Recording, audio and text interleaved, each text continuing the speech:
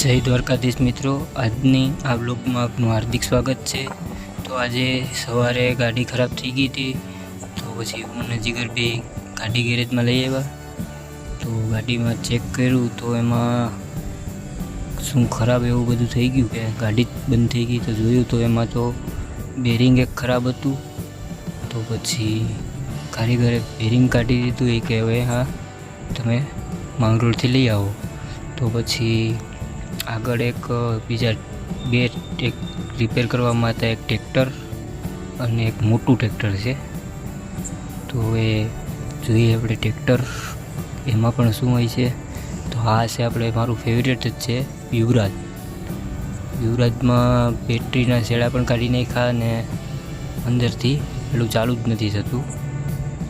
અને આ બીજું છે મહિન્દ્રાનું સરપસ। એ તો જો આખું બોનેટ ને બધું કાઢી નાખ્યું। કેવું લાગે બોનેટ વગરનું? તમારું શું માનવું છે? બોનેટ વગર જ સારું લાગે કે પછી બોનેટ જોઈએ? અને જરૂરથી કોમેન્ટ કરજો। આ પછી એટલો બધો ભંગાર પડ્યો હે, કેવો ભંગારમાં બમ્પર ને બોનેટ ને ટાયરું ને એવું બધું હે। પછી એક આ બહાર પડ્યું હતું ટ્રેક્ટર, એમાં તો એકનું એક પગ જ કાઢી નાખ્યો। જોવું છે પગ વગરનું ટ્રેક્ટર છે, બોલો હે ને। બાકી પછી હાલો હવે અમે નીકળી જઈએ માંગરોળ। પેલા બેરિંગ ને એવું લેવાનું છે તો લેતા આવીએ।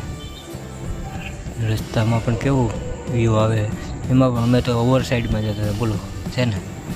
હેવી ડ્રાઈવર છે। હવે પાછું આ લઈ એવા ઓઇલ ને બેરિંગ ને એર ફિલ્ટર ને બધું ઉપાડી એવા। આજ તો એ કહે જીગર કે ખર્ચો આવ્યો ભેગો ખર્ચો કાઢી જ નાખવો હોય કે। પછી કંઈક મારા ખ્યાલથી 3500-3600નું બધું માલ આવ્યો અને એ બધું કારીગરને સોંપી દીધું।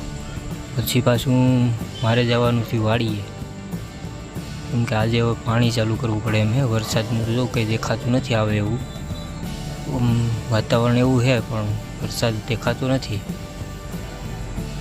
તો મેં કીધું હાલો હવે જઈ આવીએ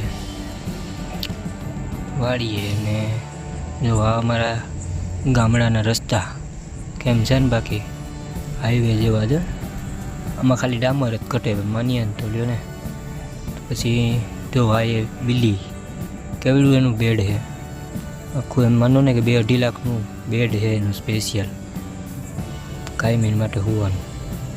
પછી ટ્રેક્ટરને લઈ લીધું। આજે તો શું કહેવાય કે મોટર કાઢવાની હતી, પાણી વરસાદને લીધે ખૂટી ગઈ, તો પછી એનો કેવડી મોટી વાવી છે। પછી મેં કીધું હાલો હું એ કાઢી નાખો મોટર। અને પછી મારા બલૂનિયા પાછા, કેમ કે પાણી વાળવું તો એમાં શાહની તો જરૂર પડે જ। તો પછી શાહ કરવા માટે થઈને બલૂનિયા મારી દીધા। ને માંડવી પણ જો કેવી થઈ ગઈ પાણી વગરની, હાવ કોઈ બની ગઈ, હાવ કોઈ લાગે। ને એમાં પણ બલૂન મારતે મારતે જોઉં મેં તો હે ને એક હાયર જ ઉપાડી નાખી। મેં કીધું મૂડી ઉપાડ્યું ને અટાણે ઉપાડ્યું તો અટાણે જ ઉપાડી નાખું, પણ સાલું ઘરના જ કિસકાવાના હે ફાઇનલ, કેમ કે માંડવીની હાયર એક ઉપડી ગઈ। પછી મેં મૂકી દીધું ટ્રેક્ટર પાછું હતું ત્યાં, કેમ કે બિલાઈને હોવાનું હતું ને। ત્યાંથી પછી બાંધી પાથરી દીધા બંબા। પાણી ચાલુ કરવું છે તો પાઇપ તો નાખવા જ પડે।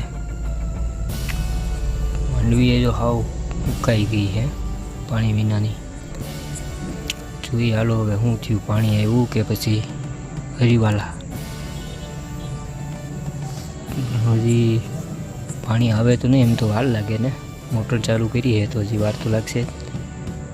માંડવીને હાવ ખરાબ થઈ ગઈ છે। હવે આવી ગયું પાણી, મેં કીધું હવે હાલો ભાગી જઈએ પાછા દુકાને।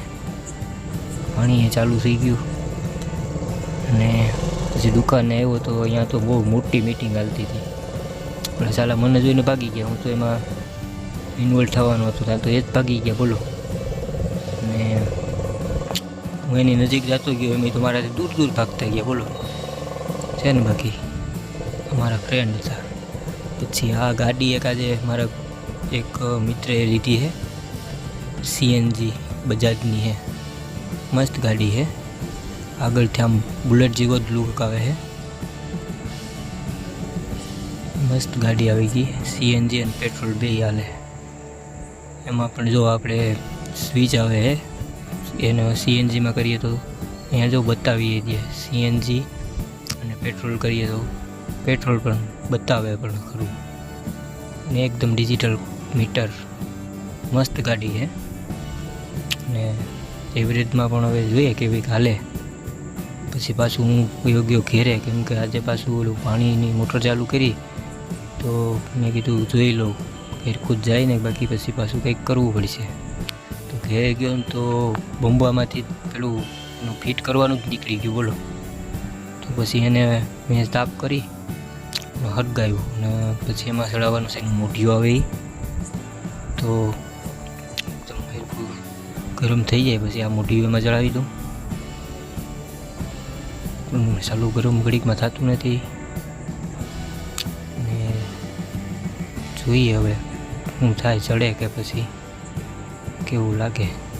પાછો આવ્યો તો પૂર્વ હોટલે હતો, તો મેં કીધું હાલ પૂર્વને મળી આવું. એ તો જો કેવડો પાણો માર્યો, એટલે એના માટે કેવડો, આપણા માટે તો નાનો જ છે, કેમ કે એને બહુ મોટી મહેનત કરીને પાણો મારી અને કૂતરાને ભગાડ્યું બોલો. તો આવા જ વિડીયો જોવા માટે મારી ચેનલને સબસ્ક્રાઈબ કરતા જજો, શેર કરજો અને લાઈક. Thank you.